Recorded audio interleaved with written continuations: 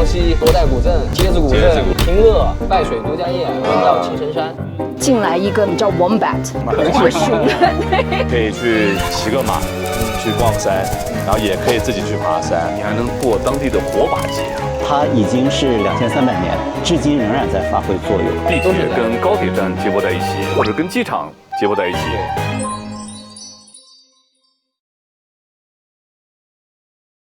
Hello， 大家好，我是张毅。今天啊，我们来到了这个成都的一个城市户外营地啊，中澳青年派继续我们的免签144小时，畅享中国奇妙之旅。那像现在户外这个活动啊，特别是在周末的时候啊，大家到这个城市的周边亲子游，还有小镇户外露营、自驾等等啊，是非常丰富的。中国各个城市啊，其实都有这样一个这个趋势啊。心怡啊，在澳洲你有过这样的体验吗？哦，也有。墨尔本是在这个海边嘛，所以通常都会去海边啊，或者是山上那边徒步啊。我们那边也有一个叫1000步，在山里面走。哦，对，所以我非常喜欢这个户外的这个活动。对，那可能大家也看到啊，这里这个山清水秀啊，还能听到这水鸟的叫声啊。赵宇，因为在这个澳洲也生活过啊，那在成都的这种体验呢，应该跟大家不一样。在国内的时候，基本上周末有时间，我都会去走走路。其实很多种方式，我也自己一个人去，会尝试一些线路。有些时候是跟朋友自驾到一个地方，但如果比如说你像上个周末阿坝州里面，去走了一个这个高海拔的一个线路，挨着那个米亚罗那个地方，海拔我们走到了3700、3800。哇啊，这种的话我们就会去跟团，还是可以一天往返，还是一天。我们早上基本上7点钟集合，去坐车，然后到那个地方，然后开始走，然后下山，等到大家集合，然后再车程返回来，就刚好一天时间，也不用住。在墨尔本，如果你要去 camping， 对，那就带的东西就要很多，你要带就是要带帐篷啊，然后要带就是一些什么铁的那些碗自己要烧啊。对，有一次就是我在澳洲就是露营的时候，我们搭的那个帐篷忘了拉那个拉链，然后就进来一个那个我们叫 Wombat， 是熊。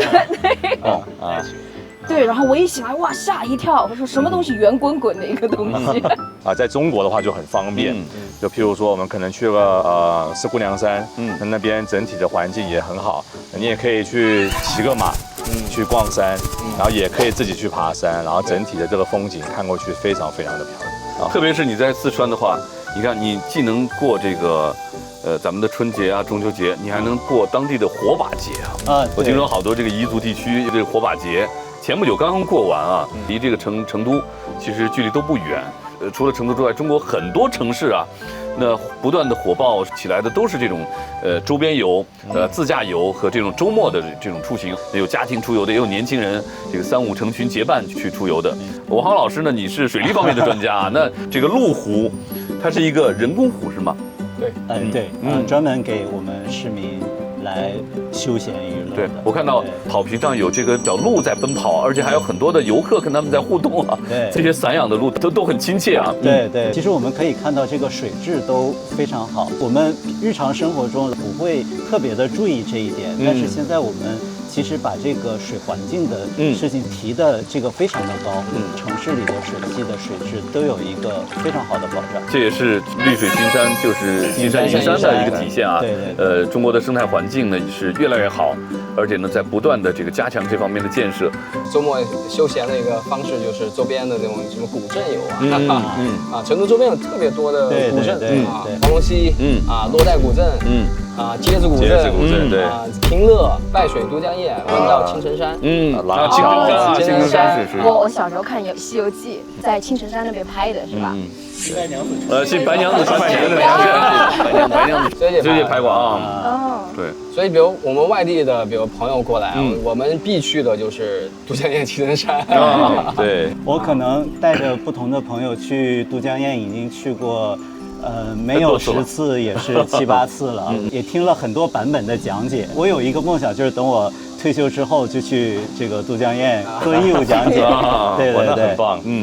大家都听过这个成都叫天府之国，古时候其实也发洪水，也要干旱。从这个都江堰的兴建，引了一部分岷江的水来灌溉我们的这个成都平原，整个成都平原变成了一个天府粮仓，而且它已经是2300年，但是至今仍然在发挥作用。这个是在全世界范围内都很了不起的。那一般在四川啊，在成都附近啊、周边啊，还有去这个出游的时候，大家是开车多呢，还是坐这个高铁、动车这样交通工具多呢？往川西走的话，可能要开车方便一点，但是其他的地方高铁可能有的时候更方便，更方便，而且非常准时。对，心宇应该体验过高铁吧？对，体验过高铁，大概300的那个速度。然后我也尝试放一块硬币在上面。非常的稳，就是能站起来的那种。墨尔本呢和就是非常不一样。如果我要去悉尼的话，那通常是要么就飞机，或者就是开个9个小时的车，一下子开过去真的特别累，到了那边就已经不想玩了。对，有的时候我们去西安也更倾向于坐高铁，3个半小时就到了。包括九寨沟是一个大热门的景点，但是很多人不去的话，就是因为太远了，开车可能要7、8个小时。但是据说这个年底通了高铁之后，只要2个多小时就到了，太方便了。我之前坐飞机过去到黄龙那边，天气不好要误点，我之前误过好像4到5个小时，因为海拔比较高啊，那个地方。高铁开完之后，我觉得可能太方便。高铁啊，这个一个我觉得比较准时啊，而且现在国际化程度非常高，高铁站啊、地铁站、火车上、地铁上，它都有双语的标识啊，或者播报，不管是外国友人还是中国人，它这个是非常便利的。记得我第一次来的时候买票可以转换成英文，对，非常方便，然后都是那个就是地名的一些，或者是车站的一些就是拼音啊什么的，非常方便。高铁上啊，除了比较干净，它的硬件设施也是让我叹为观止的。不光是有 WiFi 啊，然后有这个充电线，可以在这个旅途中办公。对，这个我特别的同意。能坐高铁我就坐高铁，因为它不会影响你这段时间在上面办公。对，那这个跟澳洲是很不一样，在我们的火车上可是没有这样的设备。对，中国国内很多城市都是地铁跟高铁站接驳在一起，或者跟机场接驳在一起，换乘非常简便。记得我刚到成都的时候，因为住在一个校区，然后办公在另一个校区，坐这个摆渡车去上班。但没过多久，这个地铁线一通，直接把2个校区连起来，上班连半个小时都不要，很方便。那要不我们到你们四川大学去看一下？好啊，下期啊，我们就会走进这个四川大学啊，这个免签140小时，畅享中国奇妙之旅，中澳青年派啊，咱们四川大学校园见。好，下期见。好，下期见。